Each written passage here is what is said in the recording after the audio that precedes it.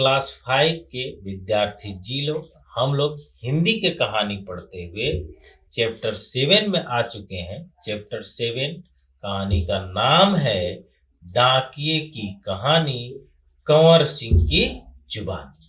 तो चलिए आप लोग रेडी हो जाइए सुनने के लिए डाकियों की कहानी, कंवर सिंह की जुबानी। ये रहा आप लोग के स्क्रीन पर। तो चलिए पढ़ते हैं कि डाकियों की कहानी, कंवर सिंह की जुबानी। ये देखिए, शिमला की माल रोड पर जनरल पोस्ट ऑफिस है। जनरल पोस्ट ऑफिस कैसा? जनरल। शिमला की माल रोड पर जनरल पोस्ट ऑफिस है। उसी पोस्ट ऑफिस के एक कमरे में डाक छांटने का काम चल रहा है।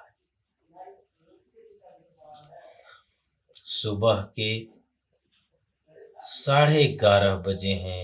खिड़की से गुनगुनी धूप छन कर आ रही है। इस धूप का मजा लेते हुए 2 पैकर और 3 महिला डाकियां फटाफट डाक छांटने का काम कर रहे हैं। वहीं पर मैंने सरकार से पुरस्कार पाने वाले डाकिया कंवर सिंह जी की बात की। यही बातचीत आगे दी जा रही है। यही बातचीत आगे दी जा रही है। मतलब जो लेखक है वो सभी लोग वहां डाकियां फटाफट डाक छांटने में लगे थे। वहीं पर जो है सरकार से पुरस्कार पाने वाले डाकियां कंवर सिंह से बात की और उस बातचीत को आगे दिया जा रहा है। तो बाबू, ये 2 लोगों के बीच बातचीत है, इसको हम लोग सुनना है। आपका शुभ नाम? मेरा नाम कंवर सिंह है। मैं हिमाचल प्रदेश के शिमला जिले के नरेवा गांव का निवासी हूँ। मेरी उम्र 45 साल है। फिर बोलते हैं लेखक, आपके परिवार में कौन कौन है, उनके बारे में कुछ बताइए। अब कंवर सिंह बोलते हैं, मेरे 4 बच्चे हैं, 3 लड़कियां और 1 लड़का। 2 लड़कियों की शादी हो चुकी है। मेरा एक और छोटा बेटा भी था। वह मेरे गांव में एक पहाड़ी से लकड़ियां लाते हुए गिर गया, जिससे उसकी मौत हो गई। अब फिर लेखक पूछते हैं, आपके बेटे के साथ जो हुआ उसका हमें बहुत दुख है। आपके इलाके में इस तरह की घटनाएं क्या अक्सर होती है? अब कंवर सिंह बोल रहे हैं, जी, ऐसी घटनाएं होना असाधारण नहीं है। यहाँ हर साल तिरछी ढलानों या ढाकों से घास काटते हुए कई औरतें गिरकर मर जाती हैं। फिर भी यहाँ ऐसे ही रास्तों से चलना पड़ता है, क्योंकि दूसरे कोई रास्ते होते ही नहीं ना। हमारे गांव में अभी तक बस नहीं पहुंच पाती है। हिमाचल में हजारों ऐसे गांव हैं जहां पैदल चलकर ही पहुंच सकते हैं। अब फिर लेखक पूछते हैं, फिर आपके बच्चे पढ़ने कैसे जाते होंगे? कंवर सिंह बोलते हैं, मेरे बच्चे गांव के स्कूल में पढ़ने जाते हैं। स्कूल लगभग 5 किलोमीटर दूर है। मेरी एक लड़की 10वीं तक पढ़ी है, दूसरी 12वीं तक, तीसरी लड़की 12वीं कक्षा में पढ़ रही है। बेटा 10वीं में पढ़ता है। आगे लेखक सवाल पूछते हैं, आप जहाँ काम करते हैं वहाँ आपके अलावा और कौन कौन है? क्या आपको डाकिया ही कहकर बुलाते हैं? फिर ये बोला, पहले मैं भारतीय डाक सेवा में ग्रामीण डाक सेवक था। अब मैं पैकर बन गया हूँ, पर हूँ वही नीली वर्दी वाला डाक सेवक, है ना। अब पैकर बन गया है, फिर भी वही नीली वर्दी वाला डाक सेवक है। आगे, डाक सेवक को करना क्या क्या होता है? डाक सेवक को करना क्या क्या होता है? कौन पूछ रहे हैं? लेखक। अब कंवर सिंह बोले हैं, मुझे मुझे बहुत कुछ करना होता है। चिट्ठियाँ, रजिस्ट्री पत्र, पार्सल, बिल, बूढ़े लोगों की पेंशन आदि छोड़ने गांव-गांव जाता हूँ। अब जो है लेखक पूछते हैं, क्या यह सब अभी भी करना पड़ता है? क्योंकि अब तो सूचना और संदेश देने के बहुत से नए तरीके आ गए हैं। शहरों में भले ही आज संदेश देने के कई साधन आ गए हैं, जैसे फोन, मोबाइल, ईमेल वगैरह, लेकिन गांव में तो आज भी संदेश पहुंचाने का सबसे बड़ा जरिया डाक ही है।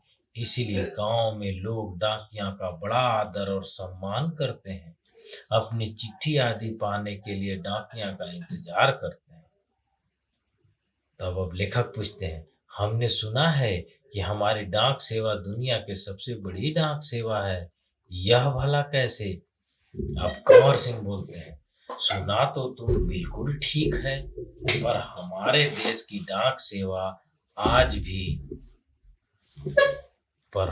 देश की डाक सेवा आज भी दुनिया के सबसे बड़ी डाक सेवा है और सबसे सस्ती भी है।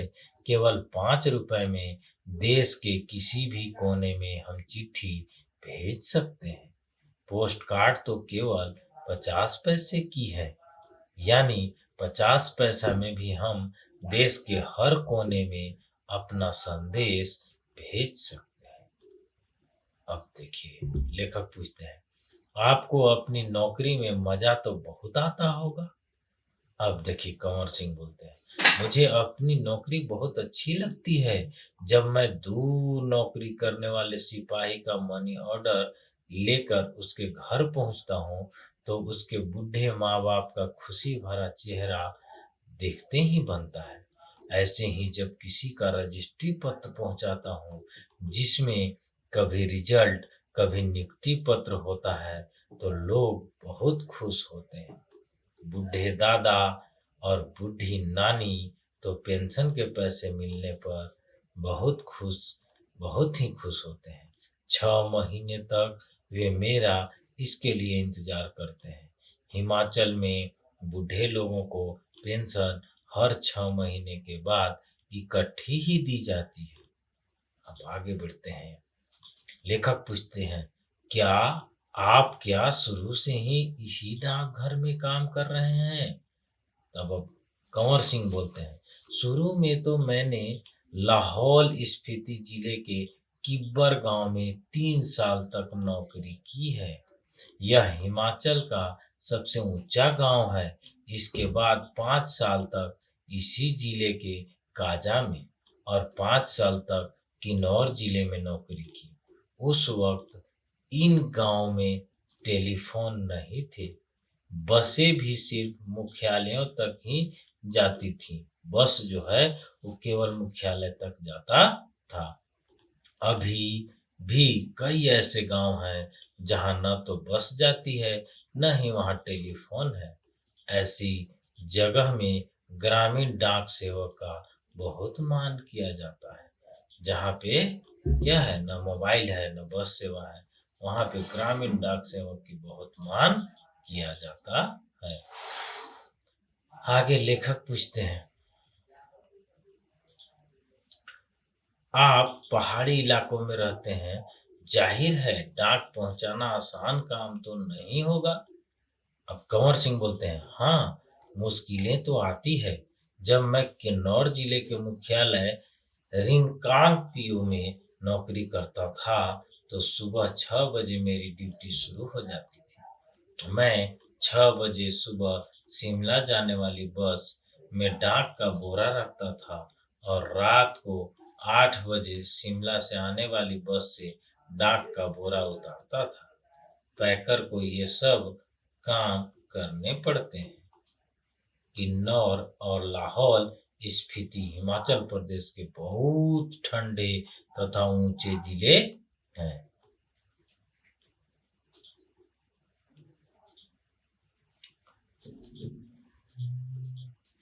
इन जिलों में अप्रैल महीने में बर्फबारी हो जाती है। बर्फ में चलते हुए पैरों में ठंड से बचाना पड़ता है, वरना स्नो बाइट हो सकते हैं, जिससे पैर नीले पड़ जाते हैं और उसमें गैंगरहीन हो जाती है, जिससे अंगुलियां झड़ सकती है। इन जिलों में मुझे एक घर से दूसरे घर तक डाक पहुंचाने के लिए लगभग 26 किलोमीटर रोजाना चलना पड़ता था। हिमाचल में एक गांव से दूसरे गांव की दूरी लगभग 4 या 5 किलोमीटर तक होती है। हिमाचल के गांव छोटे छोटे होते हैं। एक गांव में बस 8 से 10 या कभी कभी 6 से 7 घर ही होते हैं, इसलिए चलना काफी पड़ता है। चलना तो खैर हमारी आदत में ही शामिल हो चुका है। ग्रामीण डाकियों की जिंदगी में तो चलना ही चलना है।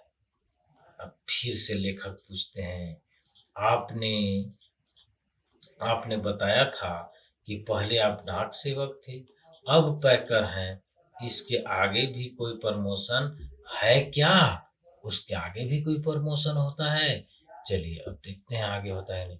पैकर के बाद डाकिया बन सकते हैं, बस एक इम्तिहान पास करना पड़ता है।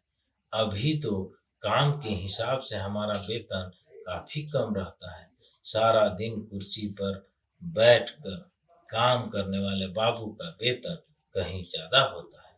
पैकर का वेतन बाबू के जितना ही हो जाता तो डाकिया की नौकरी में लगना भी बहुत मुश्किल हो चुका है। इसमें से जितने डाकिये रिटायर हो चुके हैं, उनकी जगह नए डाकियों को नहीं रखा जा रहा है। इससे पुराने डाकियों पर काम का बोझ दिन प्रतिदिन बढ़ता ही जा रहा है। न जाने आने वाला समय कैसा होगा। काम के दौरान कभी कभी कोई बहुत खास बात हुई है, ये पूछते हैं लेखक। तब कंवर बाबू बोलते हैं, क्या है? एक घटना आपको सुनाता हूँ। मेरा तबादला शिमला के जनरल पोस्ट ऑफिस में हो गया था। वहां मुझे रात के समय रेस्ट हाउस और पोस्ट ऑफिस चौकीदारी का काम दिया गया था। यह 1998 की बात है। 29 जनवरी को रात लगभग 10:30 बजे का समय था। बाहर से किसी ने पोस्ट ऑफिस का दरवाजा खटखटाया। मैंने पूछा, कौन? जवाब आया, दरवाजा खोलो, तुमसे बात करनी है। मैंने दरवाजा खोला तो अचानक 5-6 लोग अंदर घुसे और मुझे पीटना शुरू कर दिया। मैंने पूछा, क्यों पीट रहे हो? तो उन्होंने कोई जवाब नहीं दिया। सारे ऑफिस की लाइटें बंद कर दी। इससे पहले कि मैं कुछ समझ पाता, मेरे सिर पर किसी भारी चीज से कई बार मारा, जिससे मेरा सिर फट गया।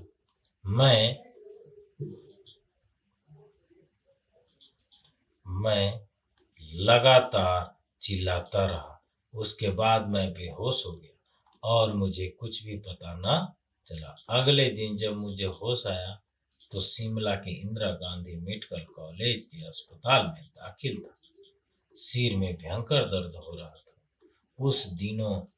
उन दिनों मेरा 17 साल का बेटा मेरे साथ ही रहता था। उसी से पता चला कि मेरे चिल्लाने की आवाज सुनकर लड़का और ऑफिस के दूसरे लोगों को जो जो नजदीक ही रहते थे, दरवाजे के शीशे तोड़कर अंदर आए। मुझे अस्पताल पहुंचाया। मेरे सिर पर कई टांके लगे थे।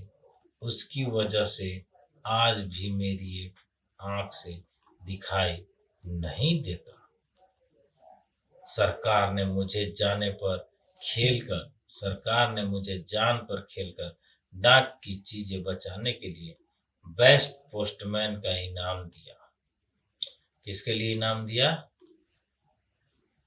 जान पर खेलकर डाक की चीजें बचाने के लिए बेस्ट पोस्टमैन का अवार्ड दिया। यह इनाम 2004 में मिला। इस इनाम में 500 रुपए और प्रशस्ति पत्र दिया जाता है। मैं और मेरा परिवार बहुत खुश हुए। आज भी मैं गर्व से कहता हूँ, मैं बेस्ट पोस्टमैन हूँ। मैं बेस्ट पोस्टमैन हूँ। छुप गए। मैं और मेरा परिवार बहुत खुश हुए। आज भी मैं गर्व से कहता हूँ, मैं बेस्ट पोस्टमैन हूँ। लेखक कौन है बाबू? प्रतिमा शर्मा। मिलते हैं अगले कहानी के साथ। तब तक आप लोग पढ़ते रहिए, खूब पढ़िए और